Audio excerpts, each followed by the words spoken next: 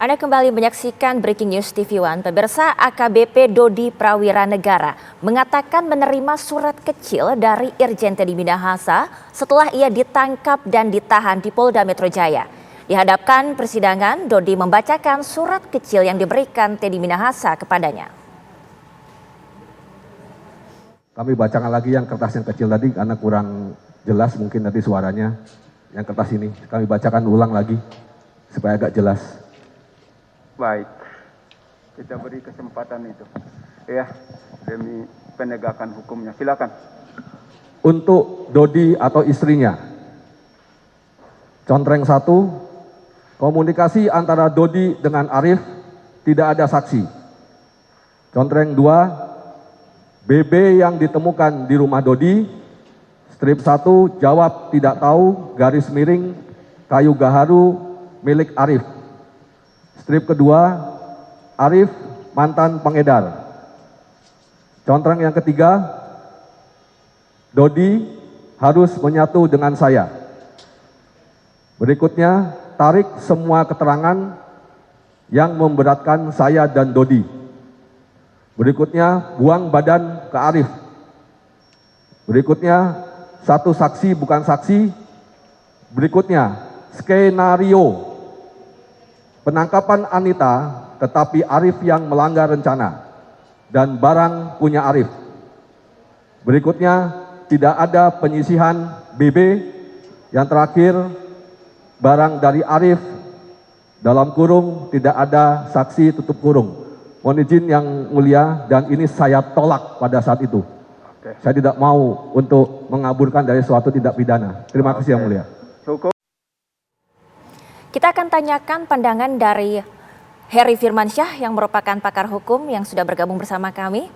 Bang Heri, tadi kita mendengar bahwa ternyata ada secarik surat yang diberikan kepada Dodi melalui istrinya yakni Rahma. Dan juga ada telepon yang dilangsungkan kepada ayah dari AKBP Dodi dan juga istrinya yang meminta agar Dodi bergabung kepada pihak TM.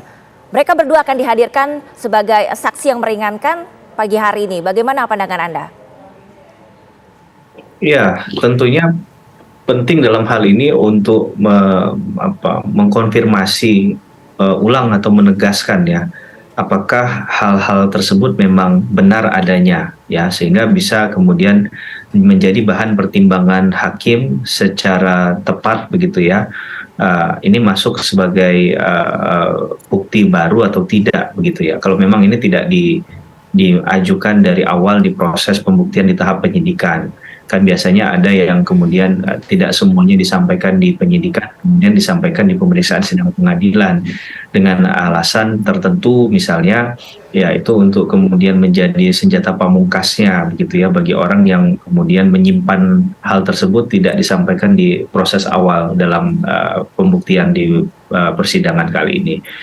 Dan yang saya rasa penting juga adalah untuk menilai bahwa dari keterangan tersebut itu informasinya datang dari mana, saksinya siapa saja. Ini untuk bisa dikonfrontir ulang tadi ya, berkaitan dengan pesan tadi. Nah, yang menyerahkan itu siapa yang menerima langsung, apakah Dodi atau lewat orang lain misal perantara. Dan ketika mendapatkan hal itu apa reaksinya. Nah, apakah memang juga itu ada kaitannya dengan misalnya hakim akan lebih jauh.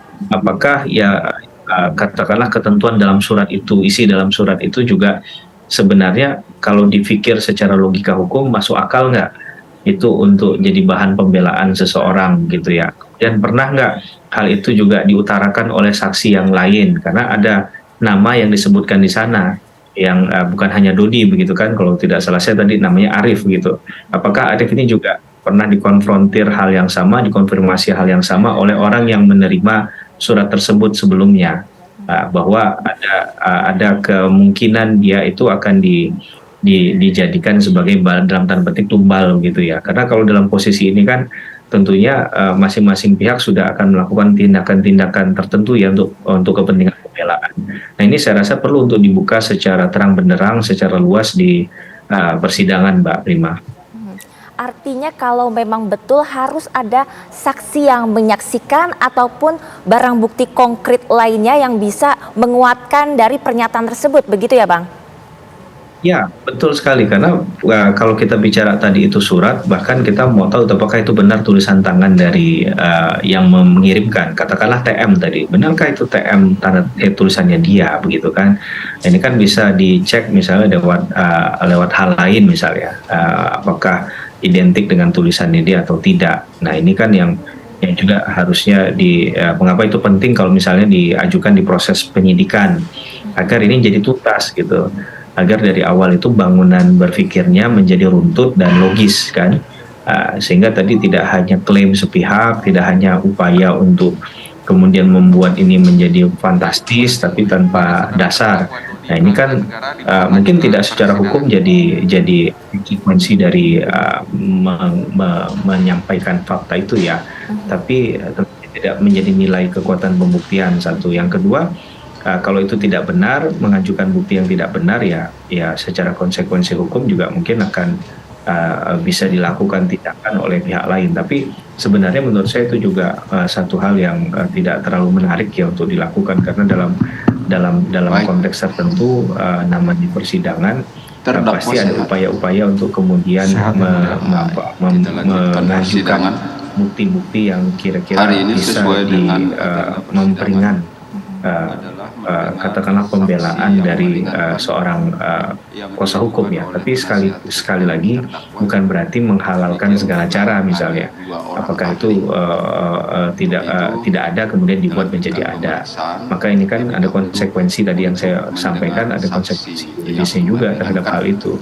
Maka dalam hal mereka menyampaikan tersebut di muka sidang tentunya dan pastinya seorang kuasa hukum dan juga terdakwa sudah memikirkan betul potensi-potensi kerugian atau dampak-dampak yang mungkin timbul dari perbuatannya dalam mengajukan pembelaan tadi di ruang sidang ya. Nah, ini yang menurut saya kalau sudah sampai pada tahap itu, maka Dodi mungkin sangat yakin bahwa itu adalah yang dikirim yang dikirim dari Teddy Minahasa kepada dirinya gitu ya, pesan untuk kemudian tidak melakukan tindakan yang merugikan kepentingan hukumnya Teddy Minahasa. Nah, tinggal kita lihat nanti apakah hakim berkeyakinan sama terkait hal itu atau tidak, Mbak Prima. Baik, Bang Heri, artinya ini harus dipikirkan dan tentunya kita harapkan semoga ini bukan yang fakta yang diada-adakan begitu ya di fakta persidangan. Bang Heri, terima kasih banyak atas waktunya. Kita kali ini akan bersama-sama menyaksikan jalannya persidangan yang sudah dimulai di Pengadilan Negeri Jakarta Barat. Kita saksikan bersama-sama. Baik, ya. Dua orang saksi ini ada di berkas perkara sebagai saksi yang meringankan penuntut umum. Di catatan kami ada. Ada yang mulia. Ada ya, baik. Tapi untuk hal ini dihadirkan oleh penasihat hukum terdakwa, demikian ya. Baik, saksi berdua. Untuk memastikan identitasnya, boleh saya pinjam kartu tanda penduduk atau tanda pengenal? Baik, silakan.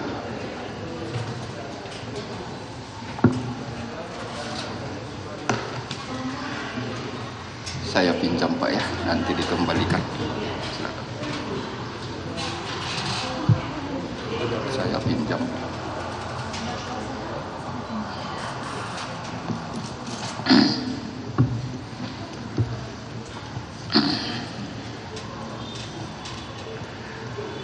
Baik. Yang pertama, Maman Supratman. Betul yang mulia.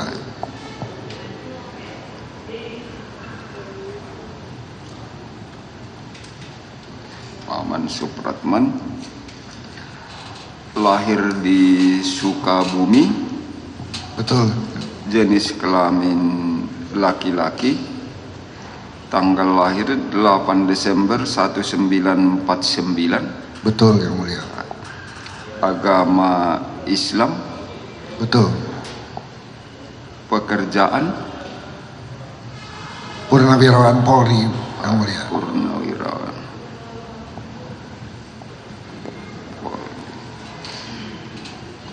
Tempat tinggal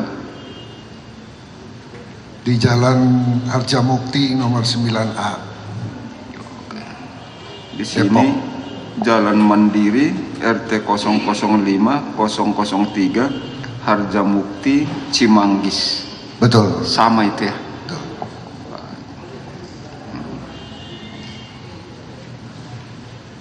Baik. Yang kedua Ibu Rahma Dharma Putri. Betul Bu ya? Betul Yang Mulia.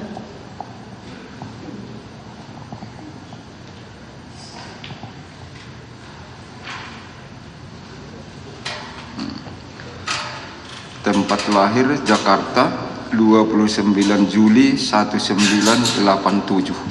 Betul. Jenis kelamin perempuan. Kebangsaan Indonesia. Agama Islam Yang Mulia. Islam. Pekerjaan Ibu rumah tangga. ibu rumah tangga. Tempat tinggal Mohon maaf. tempat tinggal Jalan Mandiri nomor 9A Harjamukti Cimanggis Depok. Wah. Sama dengan Bapak ini. Sama Yang Mulia. Sama. Baik.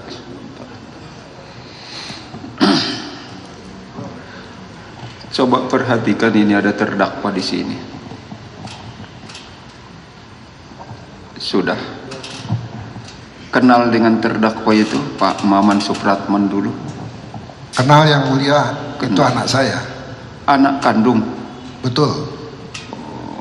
Ada hubungan keluarga ya, anak kandung. Kalau ibu?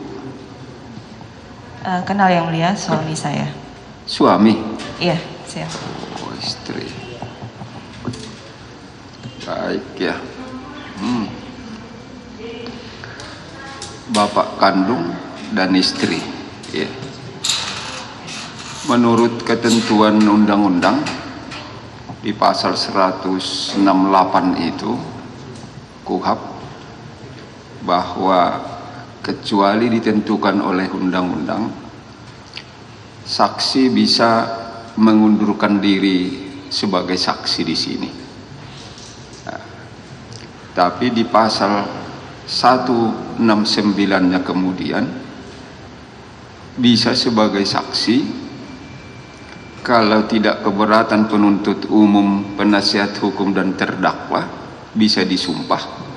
Tapi kalau salah satu keberatan di antara mereka bertiga, maka tidak bisa disumpah, tapi bisa didengar keterangannya sebagai saksi di sini. Itu ketentuannya. Pertanyaan saya, karena ada hubungan keluarga itu, apakah tetap maju sebagai saksi dua-duanya atau mengundurkan diri? Tetap maju Yang Tetap Mulia. maju ya. Ibu tetap maju? Tetap Yang Mulia. Baik ya. Bersedia diambil sumpahnya? Bersedia Yang Mulia. Bersedia ya.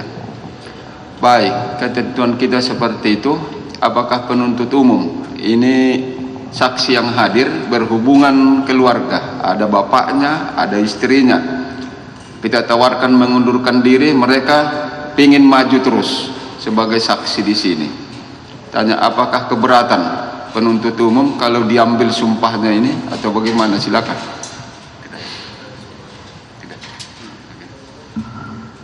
Baik Yang Mulia, kami dari penuntut umum tidak keberatan kepada para saksi untuk diambil sumpahnya.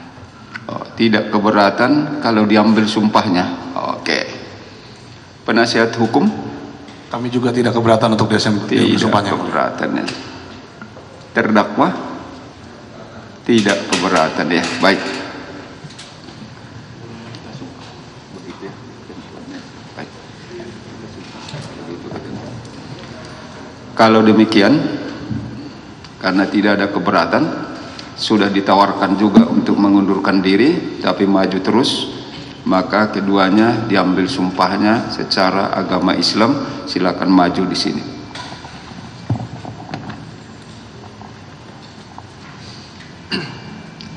Ya, diikuti Pak. Bismillahirrahmanirrahim. Demi Allah saya bersumpah